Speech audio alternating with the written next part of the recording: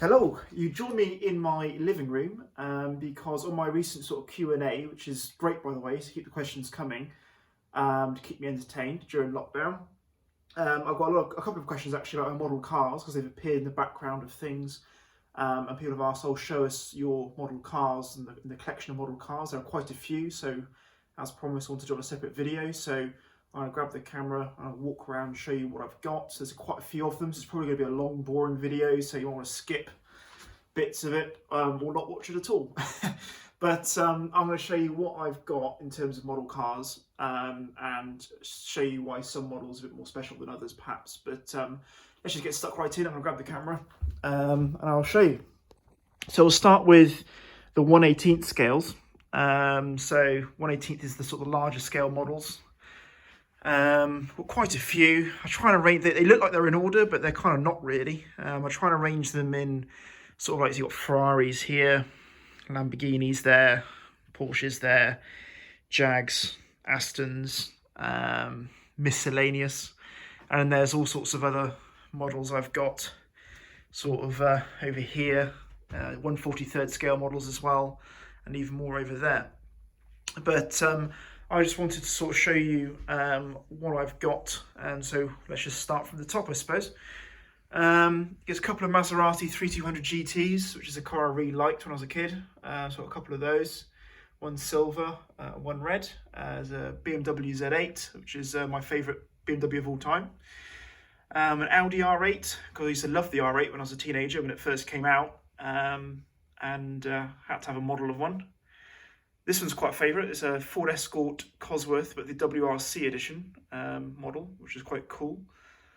I'm a big fan of Lotus Esprits, but especially the early sort of guys. So these two Esprits here are both Auto Art as a model manufacturer, and it's a Series 1 sort of Esprit, 1973 shape, and then you've got the later Turbo Esprit in the John Player Special colours. And then we've got a Zonda with a broken door mirror, C12S, rather inexpensive model that I was given for Christmas one year. Then we come on to the Ferraris, and there's quite a few. So this shelf is like the earlier production Ferraris that I've got models of. So there's a Ferrari 410 Super America, there's a Ferrari 250 TR, there's a Ferrari 250 GTO, and 250 LM, which is my favourite classic Ferrari, and a beautiful 512 BB in yellow. And then over here you've got the sort of the Fast Five as such, sort of the hypercar series of Ferraris, starting with the 288 GTO, the F40, the F50. I've actually had this model since I was about 9 years old. I've actually got two F50s in 1/18 scale, one with a hard top fixed on and one with a hard top off, which is this one. And then I've got the Enzo and the LaFerrari. This actual LaFerrari here, I got this model from the Ferrari gift shop at the factory when I first went to the Ferrari factory. When was that, 5 years ago? I got this from the gift shop and took it back in my carry-on luggage. So I quite like that model quite a lot. And then we've got the sort of the front-engined V12 Ferraris, which starts with the Daytona here, 365 GTB full. Then we've got a 456 GT. I've got a bit of an obsession with the 456 GT in silver. I think it's one of the prettiest cars that Pininfarina ever styled. So we've got one of those. 550 and two guises. We've got the 550 Maranello, as we know and love it, and the 550 Barchetta. So we've got that. 612 Scaglietti, a car that people thought was ugly, but I think it's really, really, really, really pretty. Then 599 GTB in the red with tan, and the Ferrari F12 Berlinetta. We've also got a couple of miscellaneous Ferraris. So there's a California T, an F35 Spider, and a FXX as well in blue, which looks really, really cool. I've never seen a blue in real life. Every FXX I've seen in real life has either been red or black, but looks really good in blue. And then we've got the sort of the lineage of the mid-engine V8s. So we've got a 348 TB, an F355 Berlinetta, a 360 Modena, and an F430. This model's quite cool because when I was 16, I got taken out by the sales manager at Dick Lovett Ferrari in an F430, and that was my first ever experience of being in a Ferrari. And it was actually this colour combination. It was Grigio Titanio with Bordeaux. And it's quite coincidental that I've only got a model of that exact colour combination, exact car later on in life, but also the real thing in the garage. And then a 458 Speciale. I was quite lucky enough to drive a 458 Speciale, which I rented from a place in Italy 2 years ago, and it was exactly this colour combination. So it was Rosso with the grey wheels and the Nart stripe going over the top. So quite obsessed with that car, with that colour combination. And then I've got a few 143 scale Ferraris. So I thought, while we're on the subject of Ferraris, I'll show you these with a couple of brochures to sort of decorate. So there's an FF brochure and an F430 brochure there, just as backdrops really. You also see I've got a few badges and things. So these badges are not stolen. There's a little shop in Maranello, just down the road from the Ferrari factory gates, that sells all sorts of memorabilia, including badges. So I've picked up quite a few. I've been to the Ferrari factory 3 times. And each time I go, I try and pick something up. So I've got like grill badges and bonnet badges, Scuderia shield. I got a script badge for the deck lid of a Ferrari there as well. So I've kind of picked those up. I even got the rear grille badge for a 488 Pista, which is quite cool. So yeah, 143rd scale Ferraris. There's a 250 GTO, a 275 Nart Spider, and another silver 456, like I said earlier, because I'm obsessed with those. A Ferrari 500 Superfast, which is the original car that gave the later 812 Superfast its namesake. A Tour de France blue F355 GTS, because I actually went out in a blue F355 GTS when I was younger, so quite like those. And a yellow F512M. And then over here, the red ones. So there is obviously an F430, a bit like mine, an F50, an F40, and then a 458 Italia, 612 Scaglietti, and a 360 Modena. And that's all the Ferrari stuff over and done with. So the next sort of shelves down is Lamborghini V12s. So we've got the Miura in the red and gold, which is the best colour combination for that car. Countach QV. Just realised actually how dusty these models are, which is quite embarrassing. Should have probably dusted them before I started this, but we're too far in. So gonna have to make do. So we've got the Countach Quattrovalvole in black, the famous Borrego model that I think every kid had. Diablo, early car VT in yellow, again early Murcielago, and also a Reventon in the satin grey as well. And we've got the Gallardo Superleggera in the V10 there, so it's a bit separate from the V12s. Then I've got the Porsches. So I've got this, I'm going to start with this one actually. This silver 911 was the first model car I ever got. My nanny and granddad got it for me when I think I was 7 years old or 8 years old, which is when this car came out, the 996. And it was my first ever model car, so I kind of cherished it. And ended up owning the real thing many years later. So quite a special car for me. And I've also got the 996 Turbo in a coupe, and a 996 Turbo Cabriolet in the Guards Red. The 996 is one of my favourite generations of Porsche. And then a 993 as well in Guards Red. And then down here we've got 3 Jags. We've got an XK8, an E-Type, and an XJ220 with the badge off of an XKR there. And then we've got 3 sort of Astons here. We've got a DB7 Vantage, a DB9 Volante, and a DBR9. The DBR9, as you can probably tell, has a broken rear wing. I had this model on my desk at work and the office, and it was an accident, but one of my customers came in with a child, and the child thought it was a toy, picked it up and dropped it and broke all the aerials off of it and the rear wing. So I've still got those bits in a box somewhere. I'm planning to one day glue them back on, but maybe that's something for me to do during lockdown. So that's the sort of the big cabinet of 1/18 scale models. I'll show you what's over here as well. So there's the other F50 I mentioned earlier with the hard top. And then I've got a replica helmet from when it was actually my sales manager at work went to the British Grand Prix. I think it was a year ago or a couple of years ago. and was given that and passed it on to me very kindly. And I've also got a couple of these Red Bull racing cars, one of which I think was given to me, and another one I actually got at the Red Bull Racing factory when I went to the Formula 1 factory to hand over a Red Bull Racing Edition Vantage back in 2017. Which leads me onto this shelf. This is the Aston shelf, so there's a few bits and pieces in here. Aston Martin owners club cards and a couple of sort of little books and things. I'm going to start over here. This is quite special for me. This is Johnny Adams' Le Mans winning car. So Johnny Adams drove this car over the finish line and won Le Mans in this Vantage, number 97, in 2017. And Johnny Adams, quite fortunate to be a sort of collaborator with Dick Lovett, who's my employer. And we sort of sponsor him in his racing career at the moment. And he came to do an event with us. I think it was the launch of the new Vantage back in 2017. And he came along and signed some stuff for me. So he signed like a little card with the Racing Aston sort of insignia on it. And then later I saw him again at a track day after I bought this model, and he kindly signed that for me as well. It's a very cool model. I ordered it off Aston Martin directly. It's made by Spark, which is probably one of the best model manufacturers. It's something I cherish quite close to my heart. And then I've got this DBR1, big scale one, DBR1, car number 5, which I think is the car that Carroll Shelby drove in the 1959 Le Mans and won the race.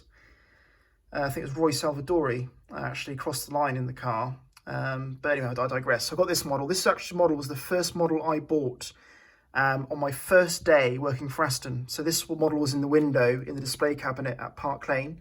And on my first day at Aston Martin Park Lane, my desk was very empty. So I bought this model, and it's been on my desk for every single day I've been working for Aston for the last 6 years, until recently where I've just moved office and there isn't the space for it. But so it's here at home. And I've also got a little 1/43rd scale of the 2VEV DB4 GT Zagato, quite a famous car. There's also some more other sort of Aston Martin bits and pieces. There's a redundant glass key there from my days in London, where they just literally threw them away if they were redundant because you can't easily recycle them. So I thought I'd take that home because it wasn't too damaged. There's also a little Vanquish here. This tiny little model Vanquish is made by Kyosho, and it was given in the goodie bags at the Aston Martin Christmas party, which was hosted at our dealership in Aston Martin Mayfair in 2014. So I got one of those. This was the Formula 1 model that I got at the gift shop at the Red Bull Centre I mentioned earlier. Then a couple of badges that I've picked up through times, well, obviously working in the garage. This DB11 model I got just after DB11 not long had just come out. I think I just started at Dick Lovett at that point, Aston Martin Bristol, so about 2017. And it was finished in the Arden Green, which is my favourite colour. So I couldn't resist getting that one. And there's also a larger DB4 GT Zagato here, and a smaller little DB4 that I picked up at, I think I got this at Goodwood or something. But yes, that's the Aston Martin shelf. Below that is the rather manic 1/43rd scale shelf, which consists of a few bits and pieces, a little signet, which is my sort of one of my leaving presents from Aston Martin Mayfair. And then I've got a little wall of cars here. So I'll start with these ones. So there's 2 Esprits, The Spy Who Loved Me and the For Your Eyes Only James Bond Esprits, which I love, especially with the skis on the back of the orange one. And there's a little California short wheelbase Spider, which doesn't have the glass box. And then you got these 6 Ferraris. These 6 Ferraris I bought together as a job lot off eBay, off of a model shop that was closing in France, and I got them for much less than what they're worth. I thought racing Ferraris are always cool, so I got all 6 that he had for sale. I thought they were really, really mega. So there's like 500 TRC and 275 GTB, 750 Monza, some really cool Ferrari race cars there. And speaking of race cars, I was quite inspired after a trip to ProDrive when I went to the ProDrive factory. So I got a Subaru Impreza model, that's Peter Solberg's car, I think. And then I've got a DB11 model, which a friend of mine got for me. Joel got that for me, so thanks, Joel. And then I've also got a On Her Majesty's Secret Service Vantage DBS, which I bought after watching On Her Majesty's Secret Service for the first time only earlier this year. I sold one of the On Her Majesty's Secret Service limited edition DBS Superleggeras. One of my customers, Andrew, who's an avid lover of that film, gave me the DVDs. I had to watch it, and I thought I'll get myself the model as well to commemorate that. I've also got quite a few other random bits and pieces. I've got the key for my first car, which obviously I wrote off, so I kept the key as a memento, my Toyota MR2. And I've got a redundant key which has no chip in it, for a Porsche, which was left behind when I left Stratstone. It was like a fourth key for a car that didn't work, so I thought I'd keep that because it looks quite cool with the Porsche logo. Ford GT40, and then a whole abundance of Italian stuff. So a couple of Alfa Romeo Supers, an Alfa Romeo 6C, an Alfa Romeo Giulia Veloce, an Alfa Romeo 166, Alfa Romeo 75 Carabinieri car, complete with lights and aerials. On the subject of Italian police cars, probably the coolest one, the Polizia blue Lamborghini Gallardo. And then the Lancia Thema, Maserati Quattroporte Evoluzione, which is a car I'm quite obsessed with because it was the first fast car I ever went out in as a young boy. I think I was 12 years old, and my mum's friends had a Maserati Quattroporte in that colour, that shape, and took me out in it, and that was amazing. So shout out to Gareth if you're watching. Maserati Biturbo, everyone didn't like them, but I thought they were awesome. I just loved the square sort of typical 80s shape of them. A Mercedes W124 Series E-Class Coupe in black because my dad had one. I loved it as a boy. And on that same subject, a Mercedes SL R129 Series, which my dad has at the moment and has had since I was about 10 years old. So got quite an affiliation with that shape of SL. And then behind that, a Maserati Bora in sort of rally spec. And then an old 911, a Spiker C8, and an MR2. Mine wasn't blue, mine was black, but they didn't do a black model, so I had to settle for a blue one. And then a badge off a Citroën Traction Avant, which is a bizarre 1940s French car that I have an obsession with. And an Alfa Romeo badge from my dad's days working at Alfa Romeo, and an M3 badge. And this shelf is quite special to me because it's my favourite car, hence the multiple models of it. The McLaren F1 is my favourite car in the world. I'm quite lucky to have some cool bits of memorabilia, including a certificate, which is signed by the key people in the project, Ron Dennis, Gordon Murray, and others. So that's quite cool. I was lucky enough to sit in a McLaren F1 about 3 years ago. And it was XP5, which is the car that actually held the world speed record for the world's fastest production car at the time, with the registration plate K8MCL. And after I sat in that car with a friend of mine, Joel, he went out and ordered 2 models from McLaren in the exact matching spec and gave me one of them as a gift, which is really kind of him, so thanks for that. I've also got the plaque that sits inside the McLaren F1 that reads it's the world's fastest production car, which is made of aluminium. I've got a McLaren F1 steering wheel badge.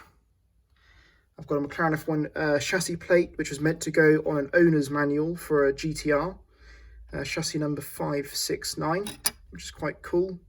And I've also got the bonnet badge for a McLaren F1 as well, even with the adhesive on it, ready to go on. And the models themselves, this little blue McLaren F1 at the back was the model I had when I was a young boy. It was actually my brother's before that, so that's actually from the 90s. Then I got a silver McLaren F1 model as well, which my brother got me for my birthday last year. And then I've got the larger 1/18 scale green McLaren F1, much like XP5. And I've got the Mini Champs McLaren F1 model, which is the super high detailed McLaren F1 model. I don't know if the doors are going to open, there we go. But it's like incredibly detailed. It's the most expensive model I own. I bought this about 3 years ago, and yeah, that's my favourite model probably at the moment. And now, of course, you have to have an orange McLaren F1 LM if you're ever talking about McLaren F1s. So I've got the McLaren F1 as well in the papaya orange with the high downforce kit. And then we've got the Mercedes shelf. So these are all 1/18th scale Mercedes. Mercedes is probably my favourite German car manufacturer, but I prefer the older stuff. So we've got like a W123 series sedan in green with tan. Great colour combination. 190 SL in the cream with red. A 300 SLR. A black 300 SL gullwing with a rather conspicuous sort of faded German stripe over the top. Another R129 series Mercedes SL. A CLK GTR with the Vorsteiner livery. A 190E Cosworth Evolution 2.5. One of my favourite Mercedes. And an SLS in the Ferraris colour combination of silver and red. And then below that, just a little Mini that I've had since I was a kid, 1/18th scale Mini Cooper, a Lancia Aurelia Spider, an Alfa Romeo 2300C, and a Maybach, an original sort of 1930s Maybach. My friends call it the Hitlermobile, but I must remind you, Hitler never rode in a Maybach, he rode in a Mercedes, and they were very different companies back then. Underneath my little TV cabinet, I've got a little French section, which includes a Peugeot 309 GTI in a 1/18th scale, which is a car I always thought was massively cool. Everyone raved on about the Peugeot 205 GTI, but I just loved the 309 GTI. I thought it was mega, especially in green. Renault Clio Williams, which is my favourite hatchback of all time, in the blue and gold. A Venturi Atlantic. If you don't know what one of those are, look them up. They're a French company that came out in the sort of the late 80s, early 90s, and were meant to take on Porsche. I loved them, but they dissolved into nothingness by the year 2000, so I managed to find a model of one. A Bugatti Type 35, a car that I'm very lucky enough to passenger in once. So I was actually in a Bugatti Type 35, going down the A40 many years ago. That's another story. And a Citroën Traction Avant, which is that bizarre French car I told you about earlier. There's also a little F40 I put together out of Lego. A Morgan Aero 8 in green. And then coming up here, a little New York cab. The Skyline from Too Fast, Too Furious. A Bugatti EB110. A Bugatti Type 59.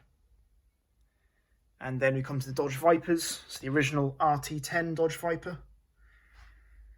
And the Dodge Viper GTS. And then we've got the BMWs. So the BMW Z3M Roadster and the BMW 850 CSI in a very bizarre yellow with yellow interior and yellow rims. So triple yellow. And there's another F40 at the top of that cabinet there. And that's actually the box for the Mini Shomp's McLaren F1, which is a really cool box, so that had to go up there as well. And that's pretty much it. So that's the sort of models as such. There is another couple over here. There is a Pagani Huayra in 1/12 scale and a Lamborghini Aventador in 1/12 scale, but they're not really models. They're actually remote control cars that are really high details, but I just leave them up there because I've got nowhere else to put them really. I think they look quite cool. So that's kind of it really. A little sort of walk around. Jesus, 23 minutes long. You're probably all fast asleep by now and bored out of your minds. But if you have watched it, thanks for watching. If I ever get any more models, I'll probably do an update. But for now, I'll leave it as that. Thanks for watching.